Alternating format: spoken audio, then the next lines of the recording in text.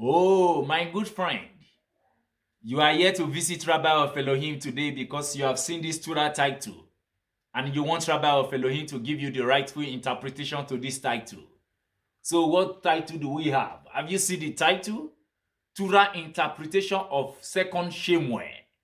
Second Shemuel is Hebrew language. Translated to English, it becomes Samuel, chapter 23, verse 21.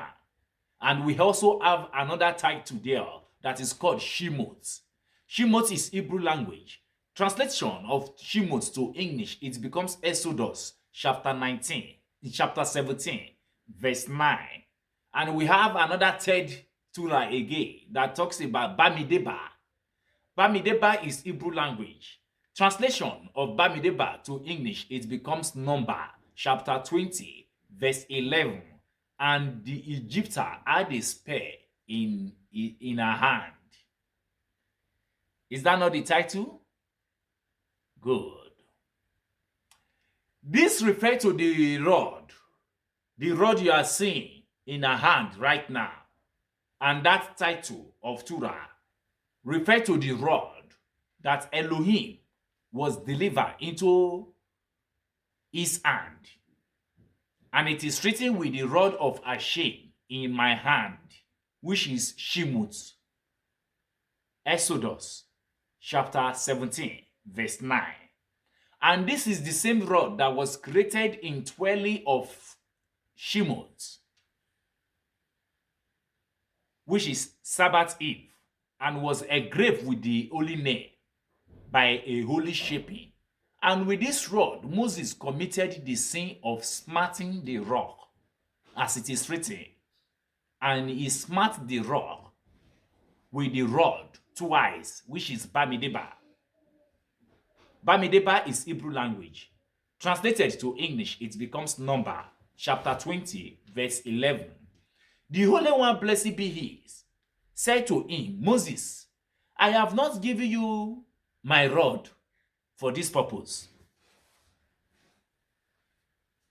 By your life, from henceforward, it will not be in your hands anymore. Immediately, he went down with his staff, which is second Shemot.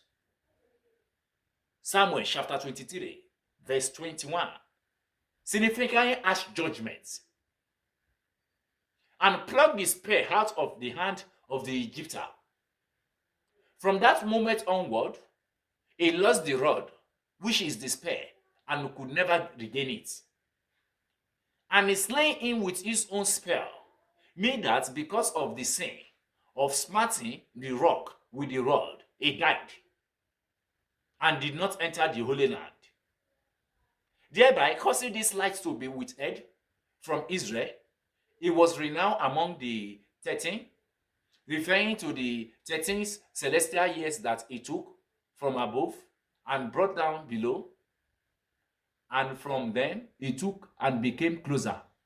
But he attained not to the first year, the first three. They came over to him and offered them themselves to him with a gracious heart, but he did not go over to them. Even though he did not join them and was not included in the count, David set him over his guide because he was never separated from the table of his heart, because they are inseparable. David gave his heart to him, and he did not give his heart to David, because by the hams and Rabbi of Elohim, the greatest Kabbalah of Enzua, look into the discussion and says, praise together with kindness that the moon should show for the sun. She draw him, the sun, to resident with her.